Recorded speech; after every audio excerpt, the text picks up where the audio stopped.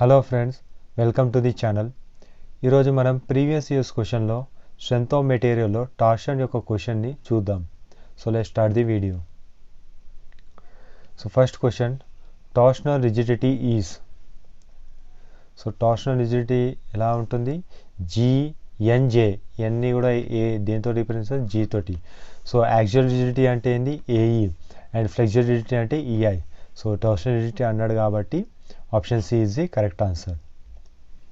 So next question, polar moment of inertia of a circular section with radius r is. See, polar moment of inertia in the moment of inertia about x-axis plus moment of inertia about y-axis. So pi by 64 d power of 4.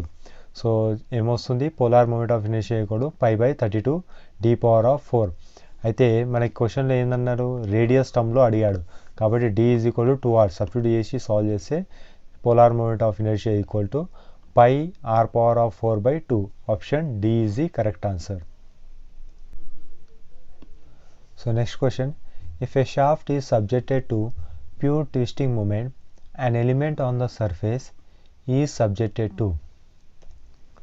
So ఎప్పుడైతే shaft అనేది only pure twisting moment అంటే only twisting మూమెంటే act అవుతున్నప్పుడు అప్పుడు ఏమొస్తుంది?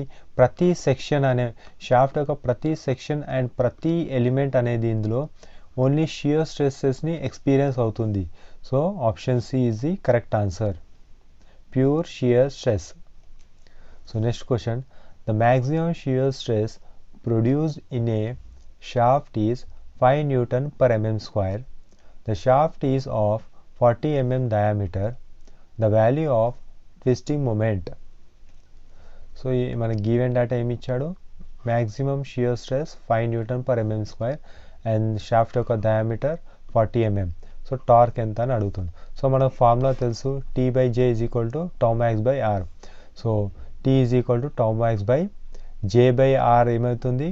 Section polar section modulus ZP. So మనం formula ZP formula pi by 16 d³. So substitute చేసి tau max అంటే ఏంది? 5 అండ్ D ఎంత ఇచ్చాడు? సో ఇక్కడ ఒక్క నిమిషం. సో ఇది 0.04 రైట్. సో సాల్వ్ చేస్తే మనకి T is equal to 62.83 newton metre. So option B is the correct answer. So next question, two shafts A and B are made up of same material. The shaft A is of diameter D and shaft B is of diameter D/2. The strength of shaft B is dash as that of A. So two shafts ఇచ్చాడు A and B. Shaft A యొక్క diameter D and shaft B యొక్క diameter D/2. అయితే ఏమడుగుతున్నాడు? Strength of shaft B dash as that of A అని అడుగుతుండు. స్ట్రెంత్ని దేని proportional? Sectional మోడ్యులస్కి ప్రపోర్షనల్ కాబట్టి sectional modulus of B by sectional modulus of A. So sectional modulus formula ఏంది? pi by 16 d³. So DB³ by pi by 16 DA³. So diameter of B shaft ఏంది? D/2. అదే shaft ఏది? D అనమాట. So solve చేస్తే మనకి ఏమొస్తుంది? 1/8. So option A is the correct answer. So shaft B is 1/8 as that of A.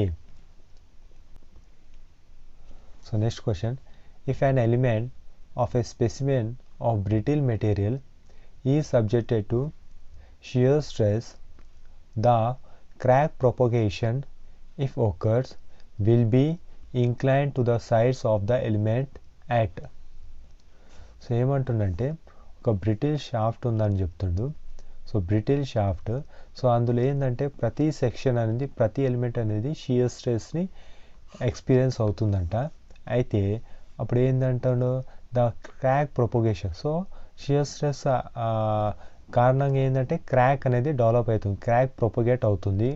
అయితే ఆ crack అనేది ఎంత యాంగిల్లో ప్రొపగేట్ అవుతుంది, ఎంత యాంగిల్లో ఉంటుందని అడుగుతుండు. సో బ్రిటిల్ మెటీరియల్ అన్నాడు కాబట్టి బ్రిటిల్ మెటీరియల్ ఏంది? Strong in compression and weak in tension. So షియర్లో ఓకే అనమాట. అయితే ఇప్పుడు బ్రిటిల్ మెటీరియల్ కాబట్టి ప్రతి ఎలిమెంట్ అనేది షియర్ స్ట్రెస్ ఎక్స్పీరియన్స్ అవుతుంది. అయితే దాని కారణంగా ఇలా డయాగ్నల్గా ఈ డయాగ్నల్గా టెన్షన్ ప్రొడ్యూస్ అవుతుంది, ఇక్కడ డయాగ్నల్గా కంప్రెషన్ ప్రొడ్యూస్ అవుతుంది. So brittle material week in tension కాబట్టి ఈ డయాగ్నల్గా ఇక్కడ టెన్షన్ ప్రొడ్యూస్ అవుతున్నప్పుడు ఇక్కడ క్రాక్ అనేది ప్రొపోగేట్ అవుతుంది. సో ఆ క్రాక్ ఎంత యాంగిల్లో ఉంటుందంటే 45 degree. So option A is the correct answer. So next question, A propeller shaft transmit 540 kV at 720 rpm speed. The torque developed in a shaft is. So power ఇచ్చాడు 540 kV and speed ఇచ్చాడు 720 rpm. అయితే torque ఎంత అని అడుగుతుండు. So మనకి formula తెలుసు, P is equal to 2πn T/60. So power ఇచ్చాడు 540 is equal to 2π ఎంత ఇచ్చాడు n 720 rpm. So T/60. So solve చేస్తే మనకి 7.162 kN/m. So option D is the correct answer. So next question, a solid circular shaft of diameter D subjected to a torque, the maximum tensile stress induced in the shaft is. So solid circular shaft of diameter D, so subjected to torque, right? Torque, the maximum tensile stress. So maximum tensile stress ante principal stress, right? So principal formula ఏంది, sigma 1 is equal to sigma x plus sigma y by 2 plus under root sigma x minus sigma y by 2 whole square plus tau xy whole square. అయితే మనం చెప్పుకున్నాం ఇప్పటివరకు solid circular shaft అనేది ఎప్పుడైతే torque apply అవుతుందో ప్రతి element అనేది shear స్ట్రెస్ని ఎక్స్పీరియన్స్ అవుతుంది. Here only torsion act, therefore only shear stress present. So ప్రతి ఎలిమెంట్ చూసుకుంటే షియర్ స్ట్రెస్ డెవలప్ అవుతుంది. అయితే కాబట్టి ఇక్కడ సిగ్మా ఎక్స్ సిగ్మా వై అనేది 0 ఉంటుంది. సో ఆ విధంగా సాల్వ్ చేస్తే sigma 1 is equal to tau x వైకి ఈక్వల్ అవుతుంది. సో టౌ ఎక్స్ వై అంటే ఏంది, ఇక్కడ చూడండి మన relation tau by r is equal to T by J relation ఉంది. సో సాల్వ్ చేస్తే దీన్ని రీరైట్ చేస్తే tau is equal to 16t/πd³ అవుతుంది.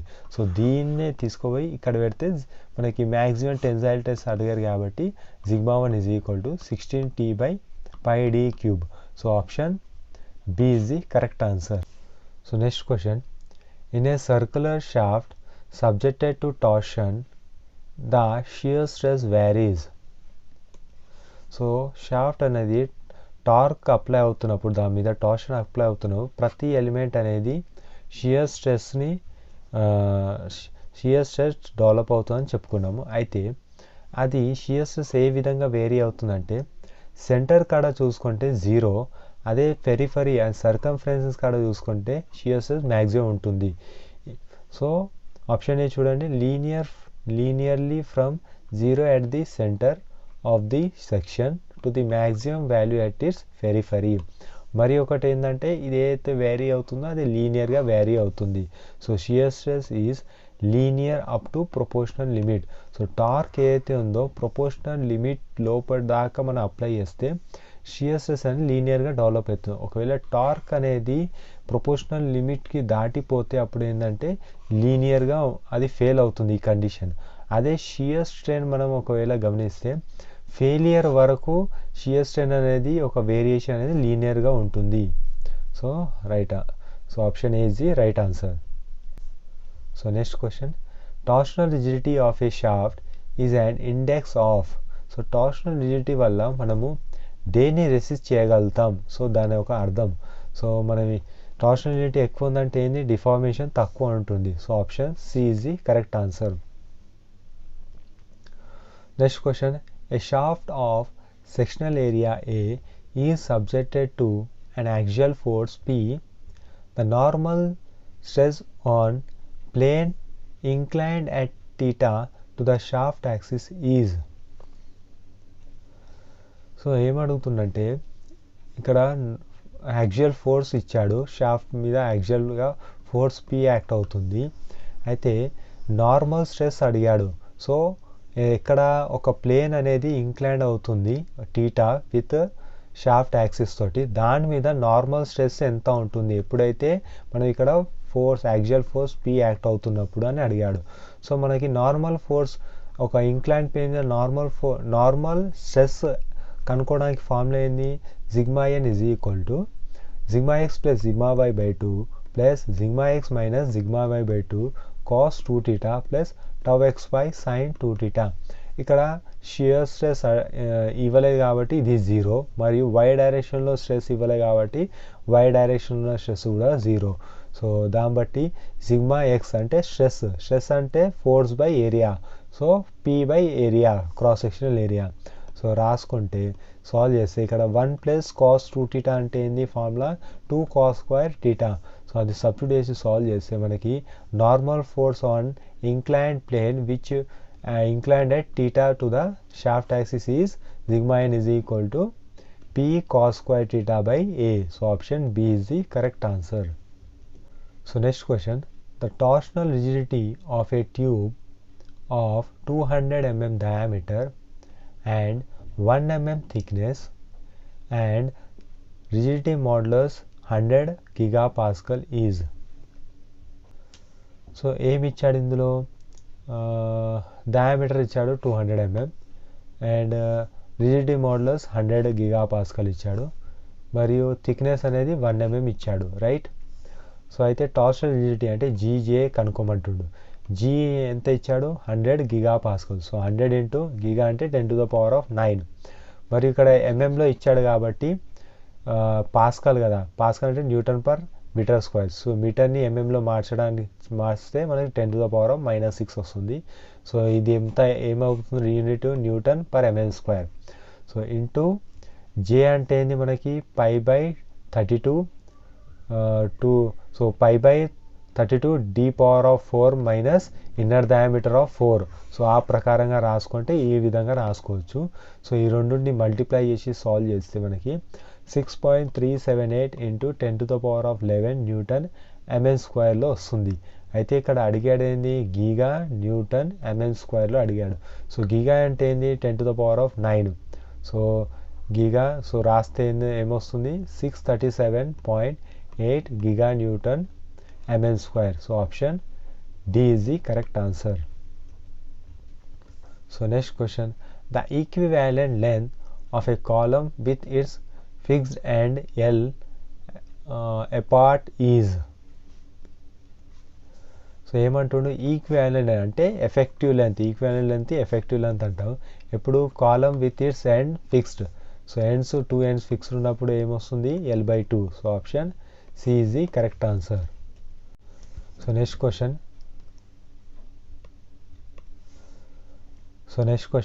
when a shaft is subjected to a twisting moment, every cross section of the shaft will be under. So ఇందాకనే discuss చేసాము, ఎప్పుడైతే twisting moment act అవుతుందో షాఫ్ట్లో every cross section ఏంది experience shear stress. So point ఏంటంటే due to torsion shear stress develop in the shaft. ఇంకొక point ఏంటంటే the shear stress ఏదైతే డెవలప్ అవుతుందో అది ఎక్కడ డెవలప్ అవుతుంది, సర్కంఫరెన్స్ ఆర్ ఫెరీలో డెవలప్ అవుతుంది, right. So next question, in pure torsion of hollow circular shaft, the maximum shear stress occur at dash of the cross section. So hollow circular section torque apply అవుతున్నప్పుడు obviously maximum shear stress ఎక్కడ ఉంటుంది, outer surface కాడ ఉంటుంది. So option B is the correct answer. So next question, the torque required in a circular shaft rotating at 100 rpm to produce 1 HP is kg meter. So torque అనేది KG మీటర్లో అడుగుతుండు. So ఏమి ఇచ్చాడు, speed ఇచ్చాడు 100 rpm and power ఎంత ఇచ్చాడు 1 HP ఇచ్చాడు. 1 HP అంటే 746 వాట్స్ అనమాట. సో వాట్స్ అంటే న్యూటన్ మీటర్ పర్ సెకండ్. అయితే ఇప్పుడు power is equal to okay, ఇప్పుడు ఏంది మనకి కేజీ మీటర్లో అడిగాడు కాబట్టి, సో ఇప్పుడు చూడండి ఇది ఎంత 746 న్యూటన్ మీటర్ పర్ సెకండ్లో ఉంది. సో న్యూటన్ని మనం కేజీలో కన్వర్ట్ చేయాలంటే 9.81 Newton is equal to 1 kg. అదే 1 Newton is equal to 0.4 1019 kg.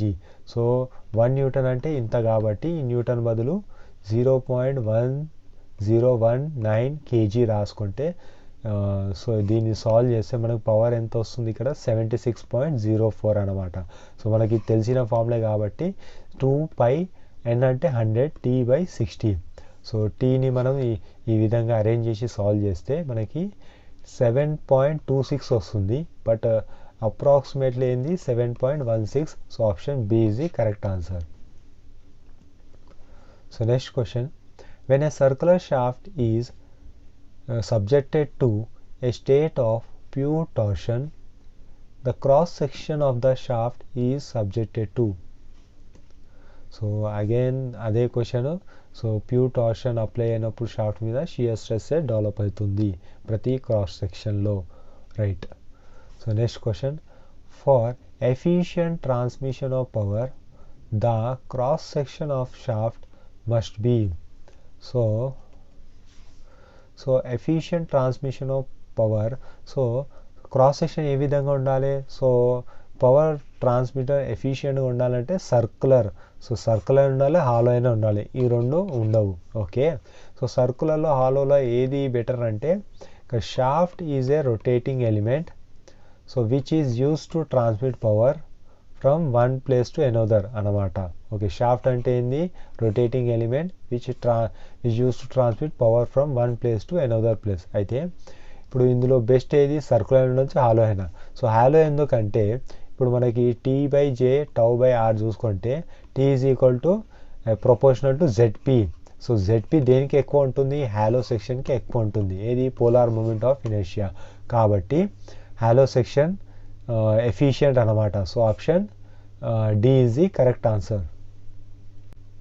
So next question, a shaft 10 cm dia and 2 meter long is subjected to a torque of 19.5 kg/meter. Then stress in kg per centimeter square develop is.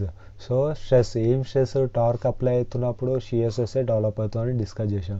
So shear stress ఎందుకు అడుగుతుండు? KG per centimetre స్క్వేర్లో అడుగుతుండు. కాబట్టి diameter ఇచ్చాడు 10 cm, so length 2 metre ఇచ్చాడు. So సెంటీమీటర్లో convert చేస్తే 200 cm. Torque ఎంత ఇచ్చాడు? 19.5 kg/meter. So దాన్ని సెంటీమీటర్లో కన్వర్ట్ చేస్తే 1950 kg/cm². ఓకే, సో మనకి రిలేషన్ తెలుసు. సో రిలేషన్ తగ్గట్టు అరేంజ్ చేసుకొని tau is equal to T/ZP. So టీలో ఏంది? ఎంత ఇచ్చాడు? 1950 kg/cm². సబ్స్టిట్యూట్ చేసి సాల్వ్ చేస్తే 9.93 kg/cm² వస్తుంది. సో ఇందులో ఆప్షన్లో నియర్గా ఏది ఉంది? 10 kg/cm². So option A is the correct answer. So next question, a shaft transmit 80 horsepower at 60 rpm if the maximum torque is 30% greater than the mean. The maximum torque is. So ఏమంటుందంటే మనకి ఏమి ఇచ్చాడు? Power ఇచ్చాడు 80 HP and speed ఎంత? 60 rpm ఇచ్చాడు. అయితే power మన formula తెలుసు, P is equal to 2πn T/60. So ఇక్కడ ఏదైతే టార్క్ ఉంటుందో అది T యావరేజ్ అనమాట. యావరేజ్ టార్క్ని ఇస్తుంది. సో అయితే అక్కడ యూనిట్స్ ఏ విధంగా ఉంటాయి? Newton meter per second. ఇది న్యూటన్ మీటర్లో ఉంటుంది. అయితే ఇప్పుడు మనకి పవర్ అనేది హెచ్పిలో ఇచ్చాడు కాబట్టి ఈ ఫార్ములా గుర్తుంచుకుంటే డైరెక్ట్గా ఈజీగా సాల్వ్ చేయొచ్చు. ఈ ఫార్ములా యూజ్ చేస్తే ఈ క్వశ్చన్కి ఈ ఫార్ములా యూజ్ చేస్తే కొంచెం కన్వర్షన్ అనేది లెంతీ అవుతుంది. కాబట్టి ఈ ఫార్ములా ఒకసారి గుర్తుంచుకోండి. ఈ ఫార్ములా డైరెక్ట్గా క్వశ్చన్లో కూడా అడిగిన ఛాన్సెస్ కూడా ఉన్నాయి. So P is equal to 2πn T average by 4500. So ఇది గుర్తుంచుకుంటే ఇప్పుడు ఏంది? ఇది P అంటే హెచ్పిలో డైరెక్ట్గా substitute 80 HP is equal to 2π60 N అయితే 60 ఇచ్చాడు. T average by 4500. So T average calculate చేస్తే 3000/π kg/మీటర్లో ఉంది. అయితే ఇక్కడ ఏమంటుందంటే మనకు కావాల్సింది maximum torque. So maximum torque ఏమన్నాడు? If the maximum torque 30% greater then mean. ఈ మీన్ టార్క్ అంటే మ్యాక్సిమం టార్క్ 30% గ్రేటర్ ఉంది అంటున్నాడు. సో 1.3 × 3000 బై పై చేస్తే మనకి ఏమొస్తుంది 3900 by pi kg meter. So option D is the correct answer. So next question, the ratio of moment of resistance of a solid circular shaft of diameter d and a hollow shaft of external diameter d and internal diameter d small d is. So ఏం అడుగుతుంది మనకి, ratio of moment of resistance of a solid circular shaft to hollow circular shaft అన్నాడు. కాబట్టి మనకి ZP by solid circular shaft by ZP of hollow చేస్తే మనకి formula మనకు గుర్తుంది కదా. So π/16 d³. సో అదేవిధంగా హాలో కూడా రాసుకొని సాల్వ్ చేస్తే మనకి ఏమొస్తుంది, d⁴ by d⁴ minus small d⁴. So option A is the correct answer. So next question, 2 shafts are made up of same material and same outer dia, okay, with one having a circular section and the other a hollow circular section with inner dia half that of outer dia. The torque that can be transmitted by the solid section is n time that of the hollow section where n is. So ఇప్పుడు ఇందులో ఏమి ఇచ్చాడంటే torque is equal to, so మనకు తెలుసు torque is equal to tau is equal to ZP అనమాట.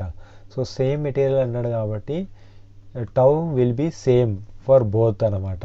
So torque in solid shaft to the torque in hollow shaft is equal to section modulus in solid shaft by section modulus in hollow shaft చేస్తే మనకి formula, దీన్ని formula ఇక్కడ, దీన్ని formula ఈ విధంగా వేస్తే మనకి ఇంకేమన్నాడంటే హాలోలో ఇన్నర్ దయా is equal to half of the outer దయా, కాబట్టి హాఫ్ ఆఫ్ ద అవుటర్ దయా చేస్తే మనకి ఏమొస్తుంది, ఫైనల్గా torque of solid by torque in hollow is equal to 16/15 వస్తుంది. సో ఏమన్నాడు, torque transmitted by solid section is n times that of hollow section అన్నాడు. కాబట్టి n అంటే ఏంది ఇప్పుడు, torque in solid section is equal to n times torque in hollow. So n is equal to 16/15. So option B is the correct answer. So next question, a shaft running at 150 rpm is subjected to torque of 150 kgm. The HP transmitted by the shaft is. So HP అంటే power ఎంత transmit అవుతుందో అని అడుగుతుండు. So power formula 2πN/NT/4500.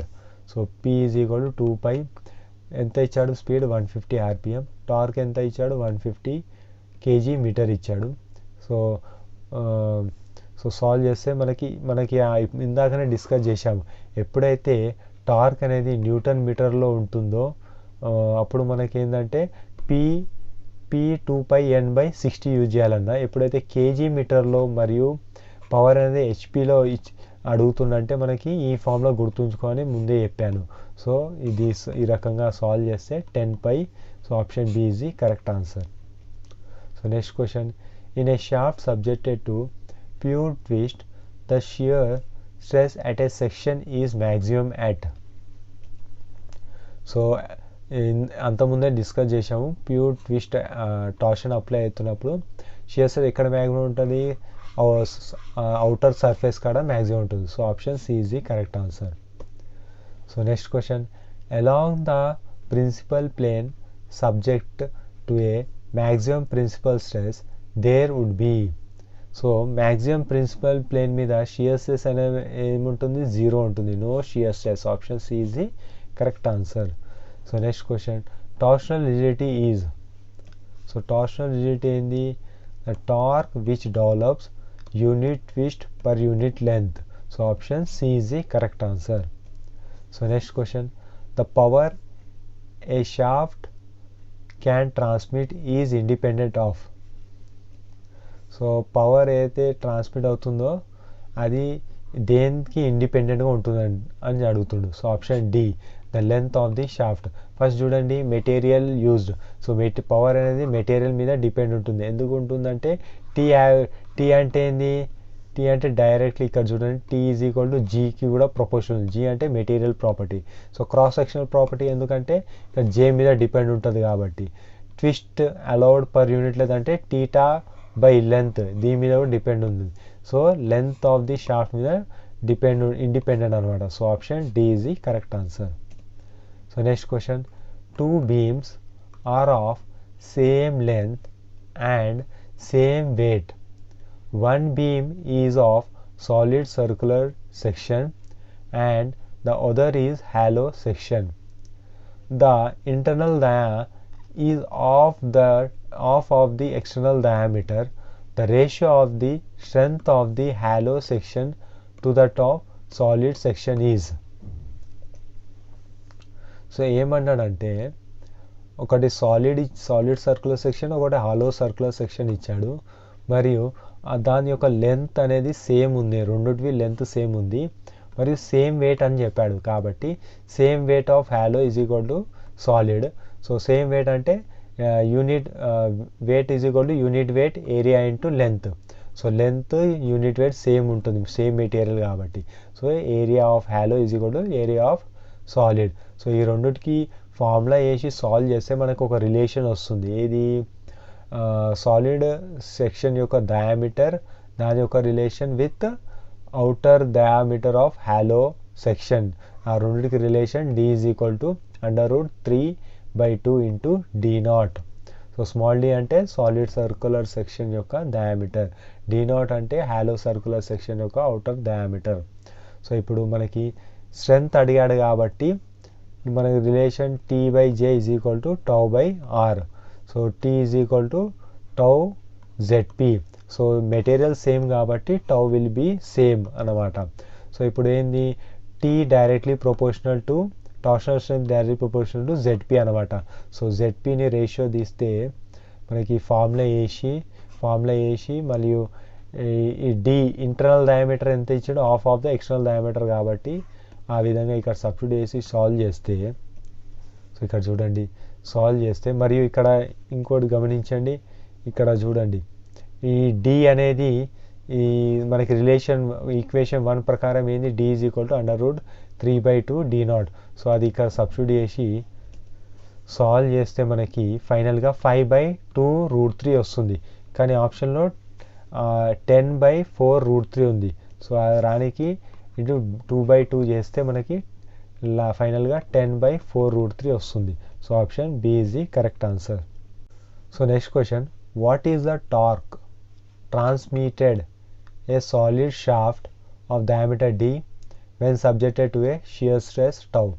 So ఏమంటుందంటే torque అడుగుతుండు, torque transmitted in a solid shaft torque అడుగుతుండు కాబట్టి T/J is equal to τ/R మనకు తెలుసు. T is equal to τ into ZP. So ZP formula π/16 d³. So ఏది, so option B is the correct answer. So next question, when a solid shaft is subjected to torsion, the shear stress induced in the shaft at its center is. So centre కాడ ఏంది 0 ఉంటుందని already discuss చేసాం. So option A is the correct answer.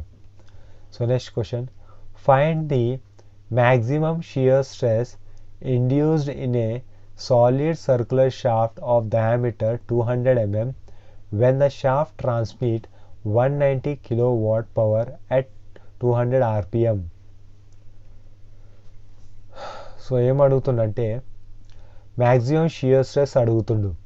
So shear stress అడుగుతుండు కాబట్టి so first మనకు power ఇచ్చాడు, diameter ఇచ్చాడు, speed ఇచ్చాడు. సో షియర్ స్ట్రెస్ అడుగుతుంది కాబట్టి మరి పవర్ ఫార్ములా ఏంది, 2πNT/60. సో పవర్ ఇచ్చాడు, సో అన్నీ సబ్స్టిట్యూట్ చేసి టార్క్ మనకి క్యాల్కులేట్ చేస్తే ఎంత వస్తుంది, 9071.83 × 10⁻³ న్యూటన్ mm. అయితే ఇప్పుడు దీంతో మనం షియర్ స్ట్రెస్ని క్యాల్కులేట్ చేయాలి. సో షియర్ స్ట్రెస్ ఫార్ములా ఏది, tau is equal to T/ZP. So ముందే ఇప్పుడు క్యాల్కులేషన్ ఏంది, టీ అనేది. సో సబ్స్టిట్యూట్ చేసి ZP ఫార్ములా వేసి సాల్వ్ చేస్తే మనకి ఎంత వస్తుంది, 5.78 Newton per mm square. So option B is the correct answer. So next question, polar moment of inertia of a hollow circular section with external diameter d and internal diameter small d is equal to. So direct formula, so option C is the correct answer. So next question, a solid circular shaft of diameter d and length L is fixed at one end and free at the other end. A torque T is applied at the free end. The shear modulus of the material is G. The angle of twist at the free end is. So angle of twist at the free end. So angle of twist అడుగుతుండే, ఏమి ఇచ్చాడు, solid circular shaft అంటుడు. So diameter ది, length ఇచ్చాడు, one end fix అంట, another end free అని చెప్పాడు. So torque free end కాదు, టార్క్ అప్లై చేసినాము. అయితే షియర్ మోడ్యులస్ జీ అని ఇచ్చాడు. So angle of twist theta అడుగుతుంది direct. So theta is equal to, so relation ఈ విధంగా రాసి మనకి జే అంటే మనకు తెలుసు. సో ఆ విధంగా చేస్తే మనకి డైరెక్ట్గా B అనేది option B is the correct answer. So next question, the maximum twisting moment a shaft can resist is a product of permissible shear stress and. So twisting moment అని అడుగుతుండు. సో మనకి T by J is equal to tau by R relation తెలుసు. Twisting moment is equal to tau into polar modulus section, polar section modulus ZP. So option C is the correct answer. So next question, a capacitor start, capacitor run motor has. So option D is the correct answer, high starting torque. So next question, in a circular section of diameter D, if D is a doubled, then its polar moment of inertia will be increased by. So ఒక solid circular shaft, దాని ముందు diameter D ఉంది, దాని తర్వాత ఏంటంటే diameter double చేస్తున్నాము. అయితే polar moment of inertia ఎంత ఇంక్రీజ్ అవుతుందో అడుగుతాడు. So polar moment of inertia formula pi by 32 d⁴. So ఇక్కడ పై 32 అనేది కాన్స్టెంట్ ఉంటాయి కాబట్టి polar moment of inertia directly proportional to d⁴. So ఇప్పుడు J2 by J1 is equal to, second time ఏంది double చేసినాం 2d⁴. So by ఇనీషియల్గా d ఉందన్నమాట డయామీటర్. So d⁴. సో సాల్వ్ చేస్తే 16. So option C is the correct answer. So polar moment of inertia increase by 16 times. So next question, if the circular shaft is subjected to a torque T and bending moment M, the ratio of maximum bending stress and maximum shear stress is. So ఒక solid circular shaft అనేది torque apply అవుతుంది, bending moment కూడా apply అవుతుంది. అయితే అప్పుడు ఏం అడుగుతుండు, maximum bending stress to the maximum shear stress అడుగుతుండు. సో మనకి మ్యాక్సిమం బెండింగ్ స్ట్రెస్ ఎలా కనుక్కోవచ్చు, relation M/A is equal to bending stress by R. So F is equal to M/Z. So Z అంటే ఏంది, సెక్షన్ మోడ్యులస్. సో ఎంత వస్తుంది section modulus, so pi by 32 d³ ఉంటుంది. So ఆ విధంగా ఇక్కడ రాస్తే bending stress is equal to 32 M/πd³.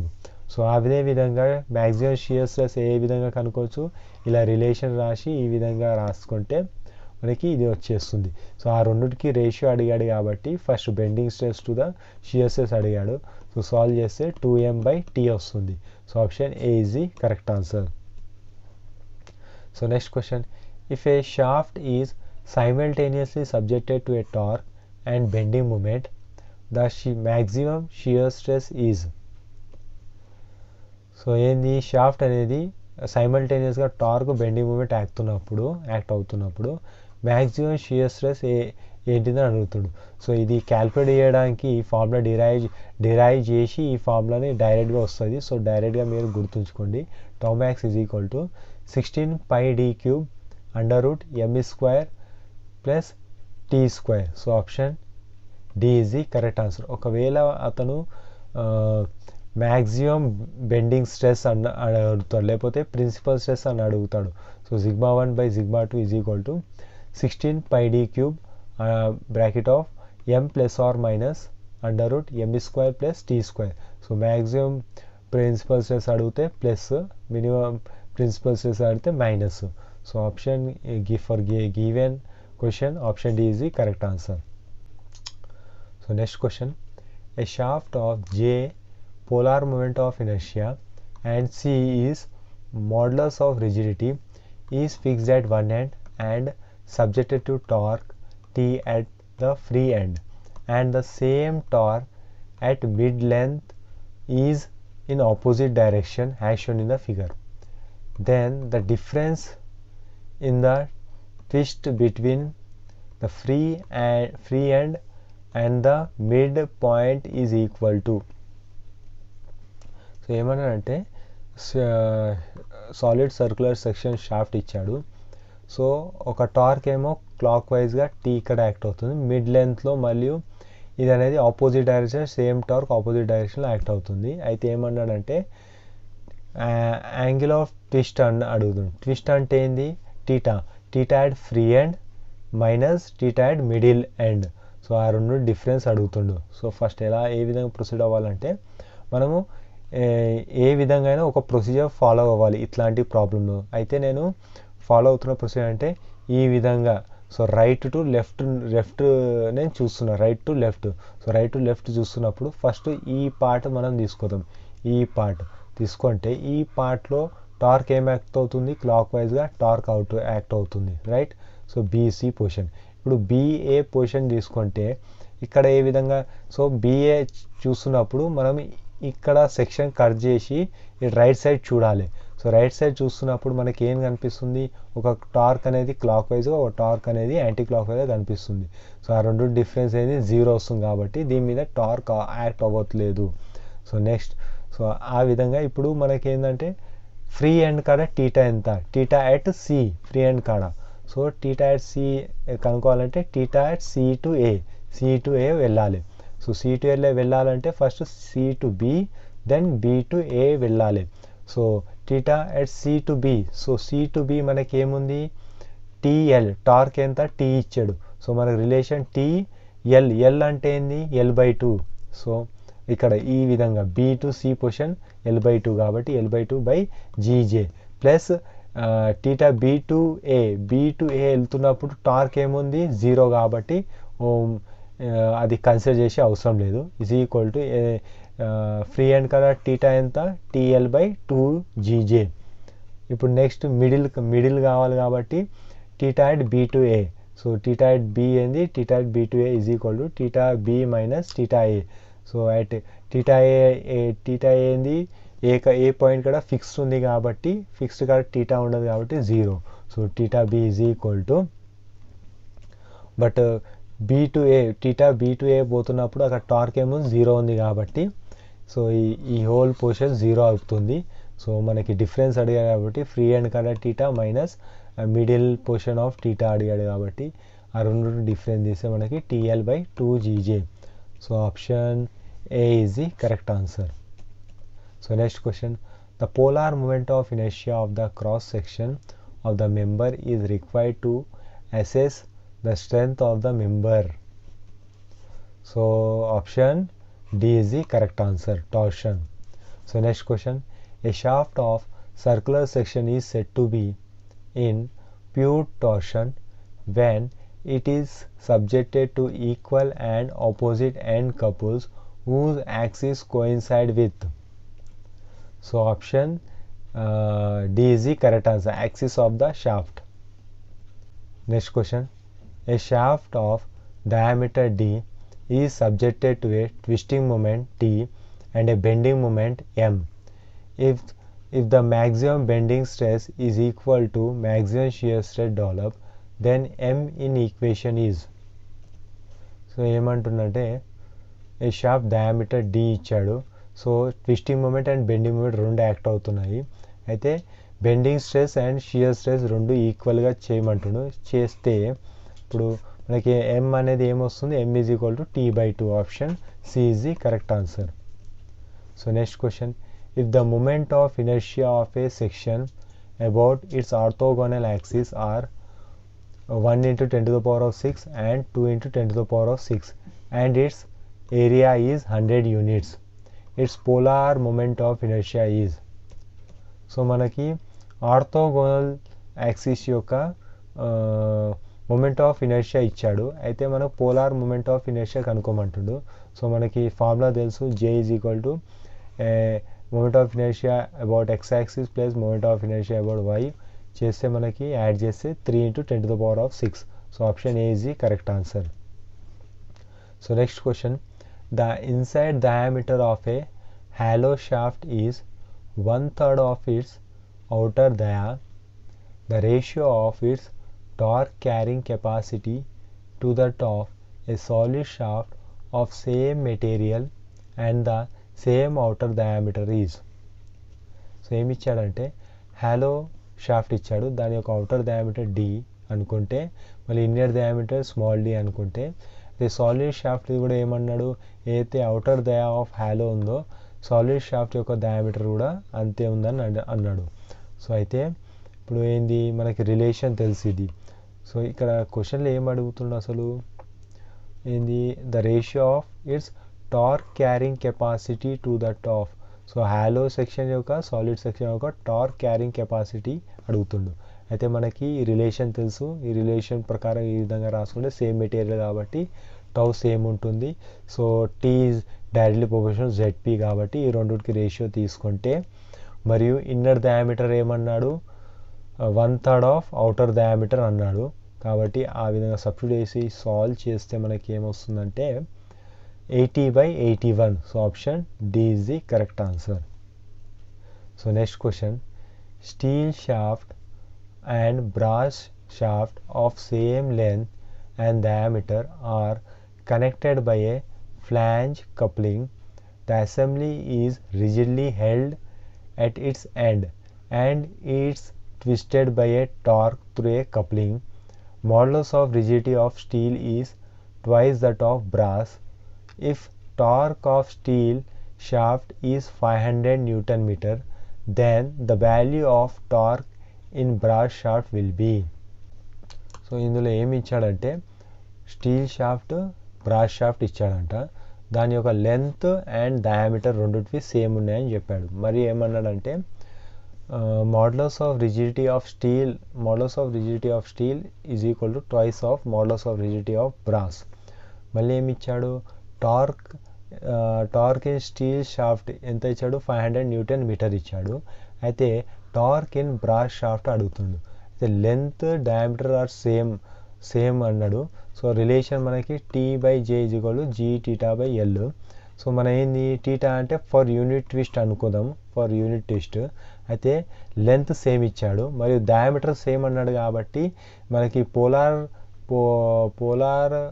Moment of inertia చూసుకుంటే మనకి అందులో డయామీటర్ వస్తుంది కాబట్టి డయామీటర్ సేమ్ అన్నాడు కాబట్టి ఇది కూడా సేమ్ ఉంటుంది. ఓన్లీ వేరియబుల్ ఇక్కడ ఏంటంటే G అనమాట. So T proportional to G. So ఇప్పుడు ఏంది ఏమడిగాడు క్వశ్చన్లో TB. So torque in brass అన్నాడు. So torque in brass by torque in steel is equal to GB/GS.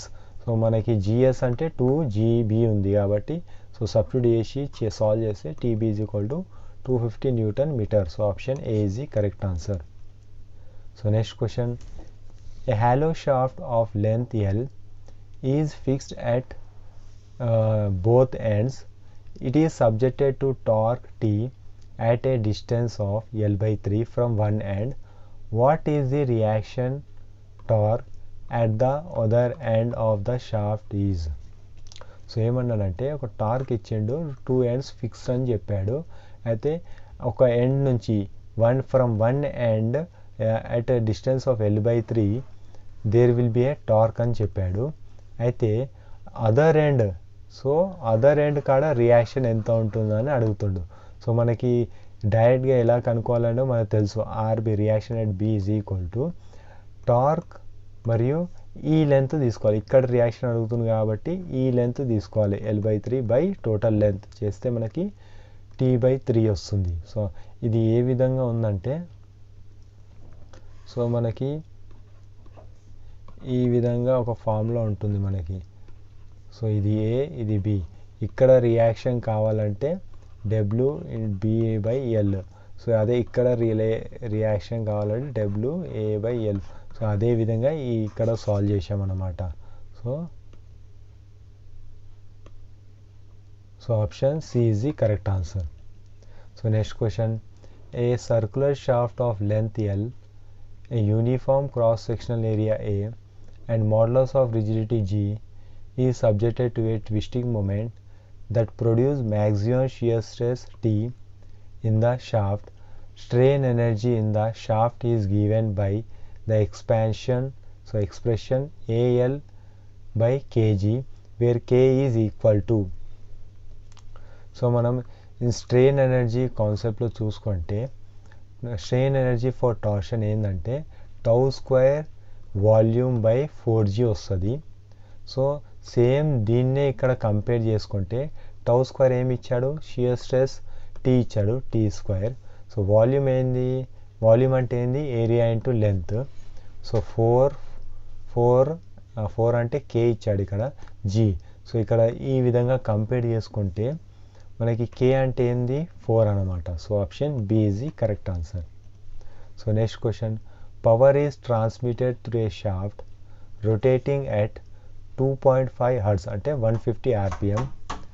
The mean torque on the shaft is, so mean torque ఎంత ఇచ్చాడు, 20 × 10⁻³ Nm.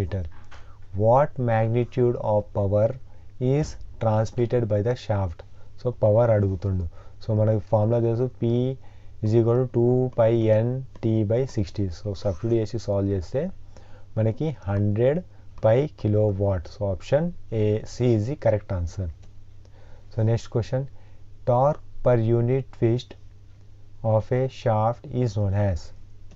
So torque per unit ట్విస్ట్ని దాన్ని ఏమంటాం, మన torsional stiffness అంటాం. So option B is the correct answer, stiffness of the shaft. So next question, at a section of shaft a bending moment of 8 kN and twisting moment 6 kN act together. The equivalent twisting moment in kN is given by.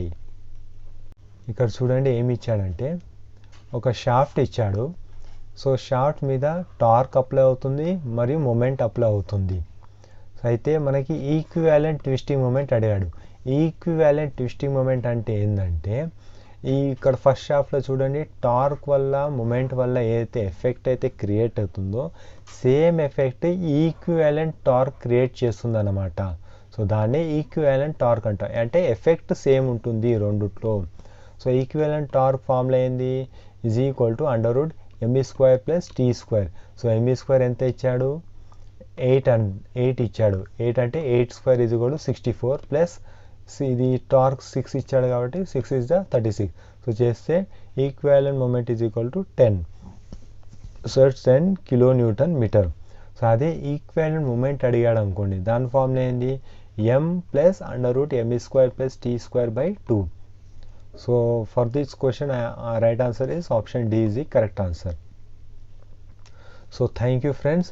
ఈ video కనుక మీకు నచ్చినట్టయితే ఛానల్ని subscribe చేయండి, like చేయండి, share చేయండి and join the Telegram group. నేను PDF Telegram గ్రూప్లో అప్లోడ్ చేస్తాను. Okay, thank you friends.